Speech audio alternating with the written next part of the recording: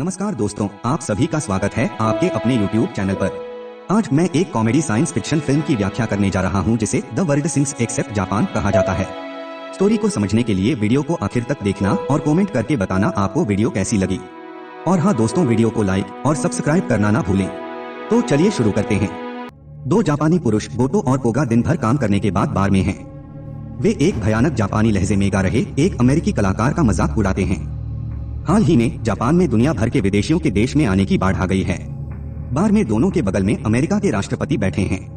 उन्हें अपने लोगों का मजाक उड़ाते हुए सुनकर राजनेता उनकी बातचीत में बाधा डालते हैं। उनका दावा है कि जापानी लोगों को अमेरिकी प्रवासियों के साथ धैर्य रखना चाहिए क्योंकि वे भाषा सीखने की पूरी कोशिश कर रहे हैं। गोटो असहमत हैं क्योंकि भाषा ही एकमात्र मुद्दा नहीं है। उनका दावा है कि अमेरिका में अपराध दर दुनिया में सबसे ज्यादा है। नागरिकों द्वारा अपमानित राष्ट्रपति पूरे जापान का अपमान करता है, लेकिन जब जापान के राष्ट्रपति क्लब में आते हैं तो रुक जाते हैं। ये पता चला है कि दुनिया के सभी राष्ट्रपति और उच्च अधिकारी क्लब में हैं। एक फ्लैशबैक हमें गोटो को उसकी अमेरिकी पत्नी कैथरीन के साथ दिखाता है। दोनों एक खुश जोड़े हैं और टोक्यो में रह रहे हैं। गोटो बताते हैं कि वो रात जब वो अपनी पत्नी के साथ अपने समय का आनंद ले रहे थे, बाकी दुनिया के लिए एक भयानक रात थी। पृथ्वी के नीचे टेक्टोनिक प्लेटों की गति के कारण बड़े पैमाने पर भूकंप और सुनामी आई। सबसे पहले अमेरिका का पूरा महाद्वीप पानी के नीचे डूब गया और केवल अमीर ही समुद्र में डूबने से बचने में सफल रहे। एक जापानी ब्रॉडकास्टिंग कंपनी में ये खबर जंगल की आग की तरह फैल जाती है, जिससे हर कोई दहशत में आ जाता है। अमेरिका के राष्ट्रपति विमान में लाइव प्रसारण के जरिए इस मामले पर अपना अंतिम बयान पेश करते हैं। वो नागरिकों से शांत रहने के लिए कहते हैं क्योंकि पड़ोसी देश जरूरत के समय उनकी मदद करेंगे। जब वो बात कर रहा होता है तो आधे कपड़े पहने एक महिला उसे ड्रिंक परोसती है, लेकिन राष्ट्रपति उसे नजरअंदाज कर देते हैं। जबकि देश डूब रहा है, वो अमेरिका के बारे में दुनिया में सबसे महान राष्ट्र होने के बारे में एक गीत गाता है। जापानी अधिकारी विस्मय में लाइव शो देखते हैं। उन्हें ये भी पता चलता है कि वो जापान के ओकिनावा में एक अड्डे की ओर जा रहा है। वे दोस्ती के संकेत के रूप में अमेरिकी शरणार्थियों को लेने के लिए तैयार हैं। गोटो भी उसी ऑफिस में काम करता है और अपनी पत्नी से फोन पर बहस कर रहा है। वो अमेरिका लौटना चाहती है क्योंकि उसे टेक्सास में अपने परिवार की चिंता है। वो बहुत कम जानती है, भूमि का द्रव्यमान जो एक टेक्सास था अब समुद्र के नीचे है। संसद भवन में प्रोफेसर ताडोकोरो राष्ट्रपति को पृथ्वी की सतह के नीचे एक मेंटल प्लम के बारे में बताते हैं जिसमें अभी भी ऊर्जा है और जो फटने के लिए तैयार है। वो मेंटल के बारे में सब कुछ समझाना शुरू कर देता है, लेकिन बात पर नहीं पहुंचता है। जब राष्ट्रपति उससे पूछता है कि आगे क्या होने वाला है तो वो सो जाता है और उसे जगाना पड़ता है। एक लंबी बातचीत के बाद वो निष्कर्ष का खुलासा करने वाला है, लेकिन साथ ही साथ उनकी मुलाकात बाधित हो जाती है। कहीं और ऑस्कर विजेता अभिनेता जेरी क्रूजिंग और उनकी अभिनेत्री प्रेमिका एलिजाबेथ जापान में उतरे। हालांकि उनका पूरा देश डूब गया है, लेकिन वे अपने नए जीवन को लेकर उत्साहित नजर आ रहे हैं। जेरी का मानना है कि चूंकि वो विश्व प्रसिद्ध है, जापानी फिल्म उद्योग उन्हें अपनी फिल्म में शामिल होने के लिए लाखों की पेशकश करेगा। एलिजाबेथ बस उतनी ही उत्साहित है, इतनी ज्यादा कि वो मदद नहीं कर सकती, लेकिन जापानी लोगों को नस्लीय गालियां दे सकती है। उनके जाने से पहले अमेरिका की स्थिति के बारे में रिपोर्ट द्वारा उनका साक्षात्कार लिया जाता है। जेरी दुखी होने का नाटक करता है, लेकिन तेजी से विषय को अपने ऑस्कर में बदल देता है। कोगा उनका साक्षात्कार करने वाले पत्रकारों में से एक हैं। वो जेरी को एक जापानी नाटक में शामिल होने के लिए कहता है जिसकी शूटिंग कंपनी अगले महीने कर रही है। अभिनेता खुशी खुशी शो में आने के लिए तैयार हो गया। निम्नलिखित दृश्य में गोटो कैथरीन के घर लौटता है जो अमेरिका में अपने परिवार के बारे में चिंतित है। वो उन्हें आश्वासन देता है कि वे ठीक हैं क्योंकि लाखों लोग शरणार्थियों के रूप में एशिया और यूरोप के विभिन्न हिस्सों में भाग गए हैं। इसी बीच कोगा भी अपनी पत्नी के घर पहुंच जाता है। अमेरिका से आयात समाप्त होने के बाद आसमान छू रहे खाद्य पदार्थों की कीमत के बारे में बात करते हुए उन्होंने एक साथ रात का भोजन किया। कोगा उत्साह से उसे जेरी के साथ अपनी मुलाकात के बारे में बताता है। वे मानते हैं कि अभिनेताओं की वजह से जापानी सिनेमा हॉलीवुड की तरह सफल होगा। पहले कुछ हफ्तों के लिए अमेरिकियों का जापान में तहे दिल से स्वागत किया जाता है। लोग अमेरिकी शरणार्थी चैरिटी को दान देते हैं और यथासंभव उनकी सहायता करते हैं। एक दिन चीनी नूडल्स के कटोरे पकड़े हुए एक आदमी साइकिल से गिर जाता है। जैसे ही पकवान खाई में गिरता है, चीन का पूरा देश समुद्र के नीचे डूब जाता है। इसी तरह एक महिला एक बैगुएट को खाई पर गिरा देती है, जिससे फ्रांस और पूरा यूरोप डूब जाता है। आखिरकार सभी देश पानी के भीतर डूब जाते हैं, जिससे जापान पृथ्वी पर एकमात्र भूभाग के रूप में रह जाता है। पृथ्वी की लगभग 90% आबादी प्रभाव के कारण मर जाती है। इसके अलावा जापान की जनसंख्या एक घातीय दर से बढ़ती है। अब कुछ साल बाद जापान दुनिया का एकमात्र देश बन गया है। जापान में रहने वाले अमेरिकी पूरी तरह से टूट चुके हैं। जापानी व्यवसायियों के लिए मशहूर अमेरिकी अभिनेता पैसे के लिए टोटके करते हैं। कोरियाई और चीनी राष्ट्रपति जापानी राष्ट्रपति के मंत्रियों में बदल जाते हैं ताकि वो अपने शरणार्थियों को अधिक स्वतंत्रता दे सकें। कहीं और प्रोफेसर अपने छात्रों को बताते हैं कि टेक्टोनिक प्लेटों में अभी भी कुछ ऊर्जा बाकी है जो बहुत जल्द कुछ बड़ा करने जा रही है। हमेशा की तरह वो सभी अनावश्यक विवरणों को जोश के साथ समझाता है, लेकिन निष्कर्ष पर पहुंचना भूल जाता है। इसके बजाय वो अपने छात्रों को आश्चर्यचकित करते हुए कक्षा से दूर नृत्य करता है। एक दिन काम पर जाते समय गोटो को पता चलता है कि उसके देश में अपने लोगों से ज्यादा विदेशी हैं। वो सैकड़ों लोगों के साथ एक ट्रेन में है और एक भी जापानी व्यक्ति नहीं दिख रहा है। वो भीड़भाड़ वाली जगह पर घूमने की कोशिश करता है और एक जापानी आदमी से आंखें मूंद लेता है। दोनों एक दूसरे को जानबूझकर देखते हैं, लेकिन स्थिति के बारे में कुछ नहीं कर सकते। इसके अलावा जापानी येन दुनिया में किसी भी अन्य मुद्रा को पैसे के लायक बनाने वाली सबसे मजबूत मुद्रा बन जाती है। जैसे ही भोजन की कीमतें बढ़ती हैं, शरणार्थी भीख मांगने, चोरी करने और लूटपाट करने का सहारा लेते हैं। जेरी एक हाइपजेट जापानी फिल्म के स्टार हैं। लोगों ने सोचा था कि अमेरिकी आबादी बढ़ने से फिल्म हिट हो जाएगी, लेकिन उन्हें जल्द ही एहसास हो जाता है कि लक्षित दर्शक टीवी भी नहीं खरीद सकते। एलिजाबेथ के साथ जेरी की नौकरी चली जाती है। वे अपने मकान मालिक को अमेरिकी डॉलर के बंडल सौंपते हैं, लेकिन मुद्रास्फीति के कारण ये अभी भी पर्याप्त नहीं है। आखिरकार एक बार ऑस्कर विजेता अभिनेता बेघर हो जाते हैं। इस बीच अधिकांश आबादी की तुलना में जापानी अधिक अमीर हो जाते हैं। कोगा और उनकी पत्नी को भेल और बाघ के मांस जैसे विभिन्न व्यंजनों को खाते हुए दिखाया गया है। उसकी पत्नी ने उसे बताया कि वो गर्भवती है। दंपति खुशखबरी से बहुत खुश हैं, ज्यादातर इसलिए कि बच्चे के जन्म से एक और जापानी देश में आएंगे। अगले दिन काम पर जाते समय कोगा एलिजाबेथ को देखता है और उसे दोपहर के भोजन के लिए बाहर ले जाता है। ऐसा लगता है कि वो भूख से मर रही है, क्योंकि वो अपना खाना खाती है और उसकी थाली से भी खाती है। एक्ट्रेस को नौकरी न मिलने और बेघर होने की शिकायत है। उसे बेहतर महसूस कराने के लिए कोगा का दावा है कि वो उसे नौकरी देगा, चाहे कुछ भी हो। हालांकि वो जानता है कि कोई भी निर्देशक जेरी की आखिरी फिल्म के साथ आपदा के बाद अमेरिकियों को अपनी फिल्मों में नहीं लेना चाहता।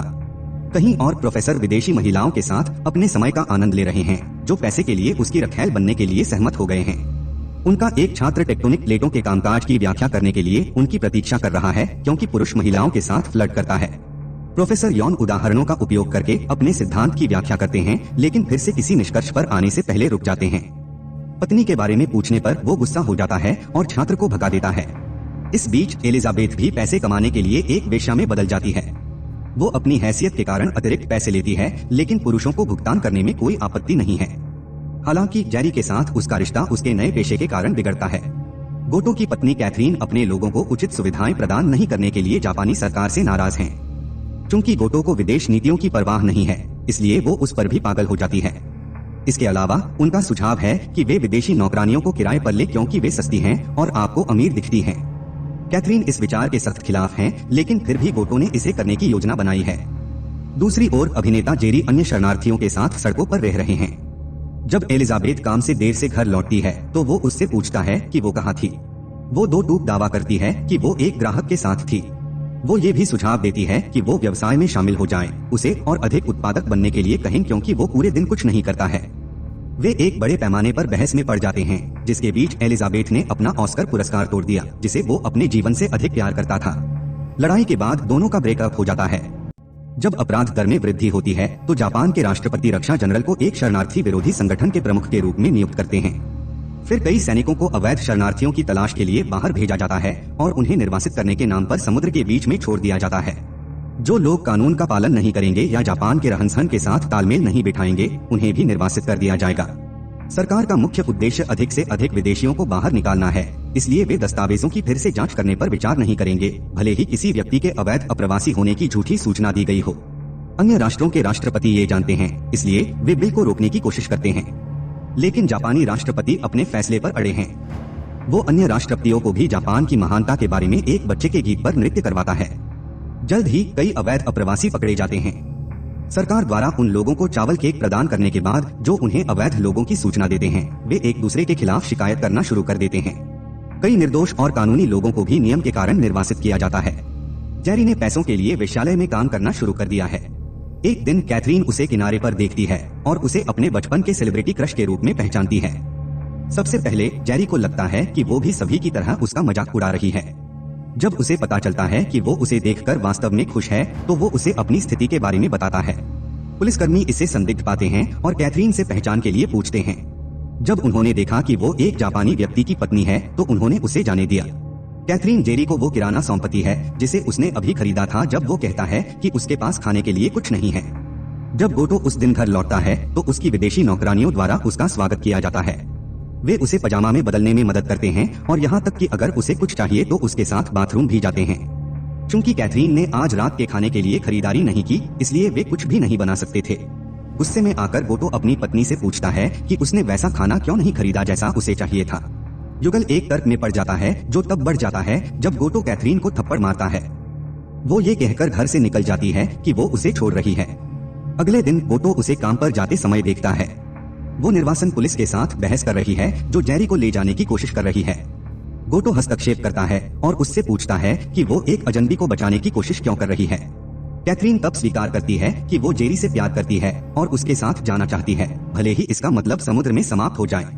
उसका पति हैरान है लेकिन वो उसका मन बदलने के लिए कुछ नहीं कर सकता। एक बार में चीन और कोरिया के राष्ट्रपति जापान के राष्ट्रपति का मनोरंजन करने के लिए नाच रहे हैं।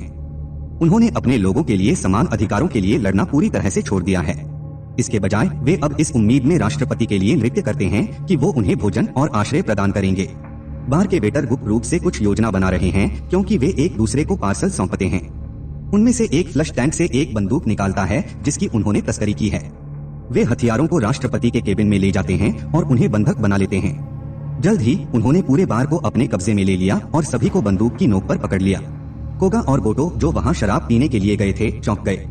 वेटर तब प्रकट करते हैं कि वे वास्तव में उत्तर कोरियाई नेता और उनके सैनिक हैं जो जापान पर शासन करने की योजना बना रहे हैं। जापानी राष्ट्रपति का कहना है कि उनके रक्षा जनरल ऐसा नहीं होने देंगे क्योंकि उनकी सेना उत्तर कोरिया से बड़ी है। इस बीच डिफेंस जनरल को भी उत्तर कोरियाई जासूसों ने बंधक बना लिया है। ये देखकर कि वो मरने वाला है, उसने एक विस्फोट किया जिससे पूरी इमारत उड़ गई। क्लब में वापस तानाशाह अपनी जीत का जश्न मना रहा है जब प्रोफेसर ताडोकोरो कहीं से एक बच्चे की तिथिया साइकिल पर सवार होते दिखाई देते हैं। वो उन्हें फिर से टेक्टोनिक प्लेटों के बारे में बताता है। हालांकि इस बार वो अपनी सजा पूरी करता है और खुलासा करता है कि कुछ ही मिनटों में जापान भी मानव जाति के अस्तित्व को समाप्त करते हुए समुद्र के नीचे डूबने वाला है। ठीक उसके बाद एक बड़ा भूकंप आता है। हर कोई जमीन पर गिर जाता है और अपने जीवन के लिए प्रार्थना करने लगता है। लोग आपस में अकारण ही झगड़ते हैं क्योंकि हर कोई वैसे भी मरने वाला है। अचानक बत्तियां बुझ जाती हैं। क्लब के लोग एक मोमबत्ती जलाने और उसके चारों ओर इकट्ठा होने के लिए एक साथ आते हैं। पृष्ठभूमि में ये बताया जाता है कि कम से कम अंतिम क्षण में विश्व शांति मौजूद है। जल्द ही एक और भूकंप आता है जिससे जापान की भूमि समुद्र के नीचे डूब जाती है। अंत में पृथ्वी पर कोई मनुष्य नहीं बचा है। इस तरह के और वीडियो के लिए सब्सक्राइब करें, नोटिफिकेशन ऑन करें और चैनल को मदद करने के लिए लाइक करें। वापस कल मिलते हैं एक नए मूवी के साथ। तब तक के लिए take care and bye bye.